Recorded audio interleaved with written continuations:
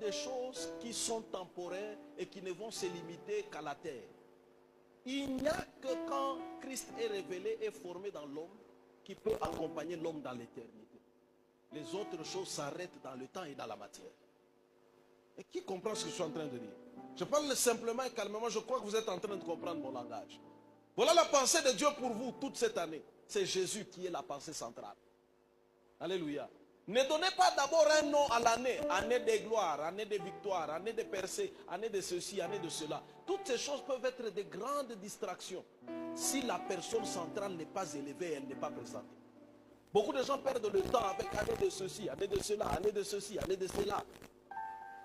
Et la plupart des gens qui sont frustrés à l'église ne sont pas frustrés parce que Dieu n'a pas tenu parole. Elles sont frustrées parce que leurs vœux et leurs nominations de l'année ne se sont pas concrétisées.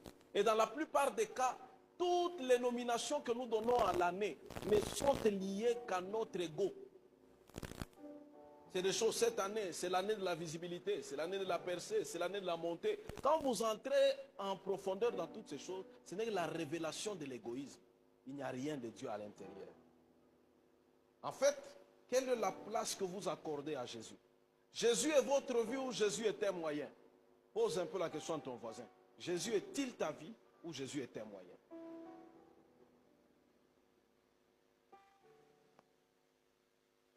Quand je dis que Jésus est un moyen, c'est-à-dire, vous venez à l'église et vous utilisez son nom pour obtenir les choses dont vous avez besoin. Au nom de Jésus, je veux une maison. Au nom de Jésus, je veux une voiture. Au nom de Jésus, je veux ceci. Toutes ces choses-là ne sont pas mauvaises, vous avez le droit de le demander. Mais est-ce qu'il est d'abord votre vie? Amen. La première des choses que vous devez savoir, la foi chrétienne est une bonne nouvelle. La vie chrétienne n'est pas un fardeau. La vie chrétienne est une grâce. Et c'est une bénédiction de Dieu que d'être chrétien.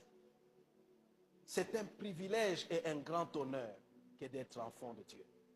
Pouvez-vous ressentir cela dans votre cœur? Je ne voudrais pas que vous soyez triste d'être enfant de Dieu à cause de choses que vous ne faites pas ou à cause de choses que vous manquez. Beaucoup de gens sont ici, mais combien sont-ils réellement heureux de faire partie de la famille de Dieu? Très peu de gens sont dans la joie d'appartenir à la famille de Dieu. Je le dis toujours, la preuve que très peu de gens sont heureux d'appartenir à la famille de Dieu, c'est lorsque vous entendez même les chrétiens prier. J'étais à Goma, j'ai parlé de ça. Vous entendez souvent les chrétiens dire, Seigneur, il y a des gens qui sont dans des bars.